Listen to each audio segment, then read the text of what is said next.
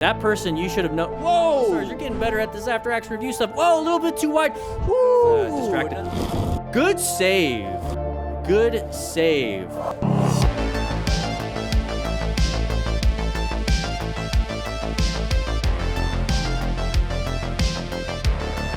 TKL Motovlog, here we go.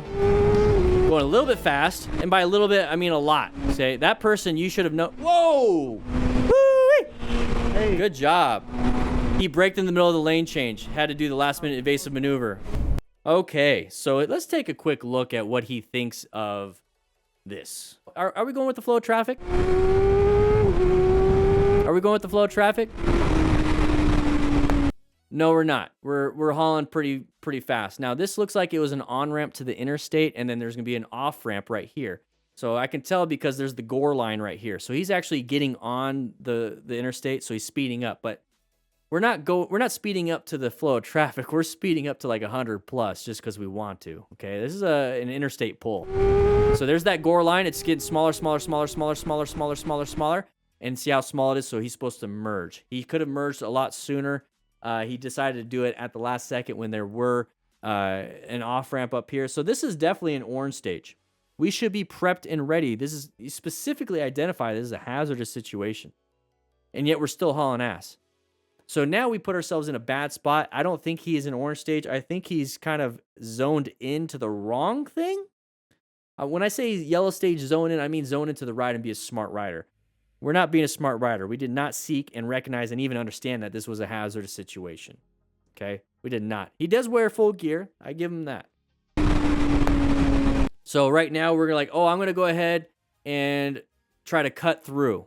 Okay? We got to figure something else out. You know, we have to find an escape path. We have to find a way to get around this white vehicle. Oh crap, oh crap. Oh crap, it is a red stage. Action time. We have to do something. We're on high alert. We have to. Okay, red stage, you just gotta. When there's something like this, either you do red stage or you get a little bit of brown in your pants. Okay, this is where you completely screw up. You don't even swerve. You don't even brake. Or you panic brake or you swerve into the wall to the right. You completely screw up. You don't want to be doing that. So, how do we get to this spot? We're going too freaking fast. Don't go this fast. You wouldn't have this issue.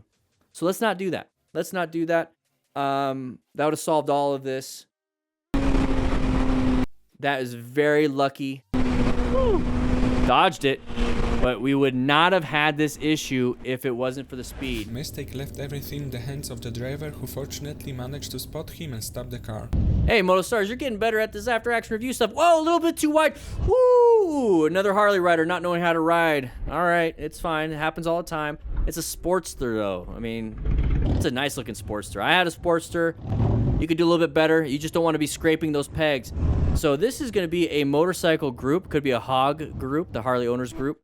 And the main thing here is that we got to be as safe as possible, and it doesn't look like we really are, okay? So these helmets right here, no buenos, okay? We got to be smart riders. We got to acquire and utilize personal protective equipment.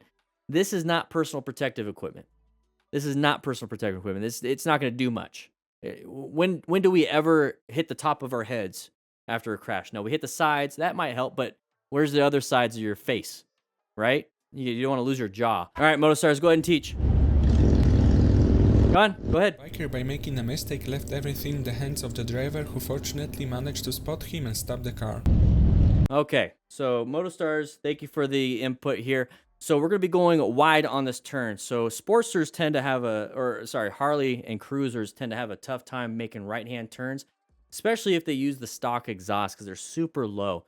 You start to scrape that exhaust, it's a hard part. It's going to actually start to lift you up a little bit so that rear tire gets loss of traction on that. Okay, so that's a no bueno situation. You don't want that because you're going to start the low side. But what a lot of cruiser riders do is they don't lean the bike then. They don't want to scrape their nice exhaust they got from Vance and Hines or whatever. And so what they do is they still go fast and they don't make the actual turn. Good body position will keep the bike more upright so that the exhaust won't scrape, but you're actually going to be able to turn. There you go. So slow look, press, and roll is going to be the thing that you're going to want to do on this situation. You got to slow down before the turn. So you have to look really far ahead, look for the signs, look for debris. This is a line of sight problem. You can't see around the turn. You got to adjust your speed because you might be going too fast. You need to actually have good throttle control, okay? Relax. And you got to keep looking for that exit. So middle is what I like. Went a little too fast, caused him to go a little bit too wide. Now, let's say it's not too bad. Hopefully, you don't go off the side of the road. Oh, that car slammed those brakes. You can actually see that. Thankfully, that person did really good progressive brake pressure, which I don't know how you're going to do that with a brake pedal, but so it's probably ABS and a lot of weight on that tire. Probably wasn't going too fast. Found the escape path, though. That motorcycle rider found the escape path on that shoulder, got himself out of that situation. Still a no bueno. That could have been deadly. Could have, at minimum, lost his right leg. If we're in a group ride and everyone else is going fast and you feel like you can't keep up, you slow yourself down. You ride your own ride. Do not ride everybody else's ride, especially if you're a beginner. Your skill level as a beginner is going to be way lower than somebody that has been doing it for a while. So the people that have been doing it for a while, they're feeling confident they can go faster. You are going to try to keep up, and you are putting yourself in a massive amount of risk. Your skill is not there yet. So ride your own ride. You have to know what your limits are. Don't let anybody else determine your limits, okay?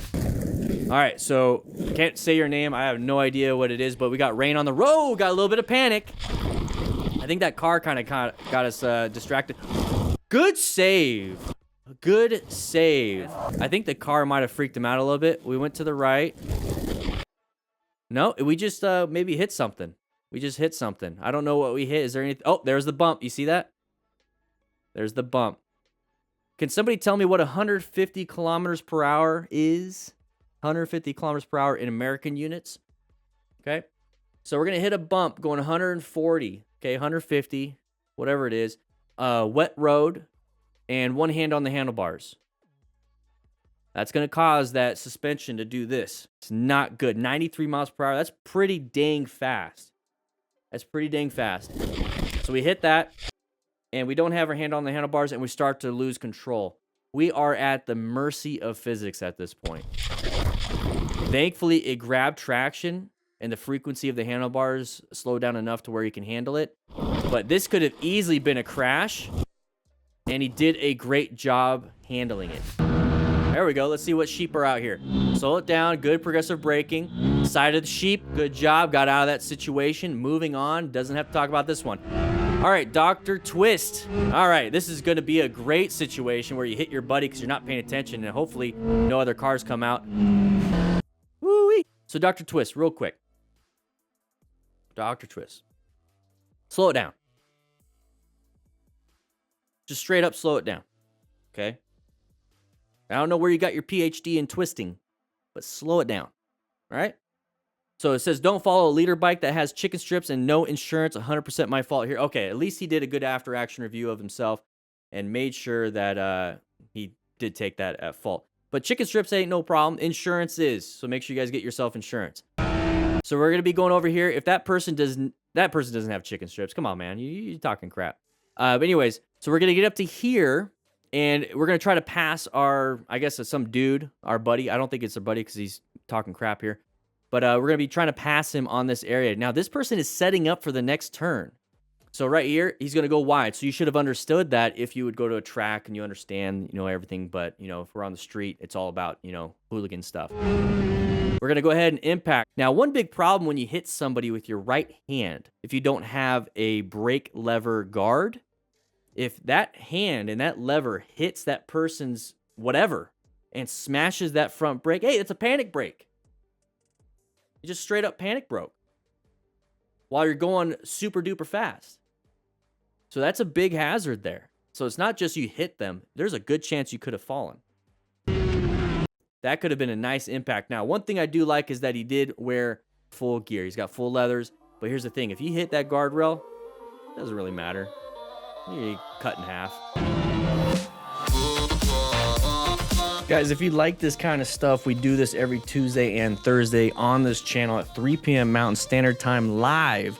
So make sure you check that out. But if you want to check out some other things like this video right here or this video right here, please do so. It supports the channel. Click that like button, by the way. Check into class. Anyways, I'll be seeing you around.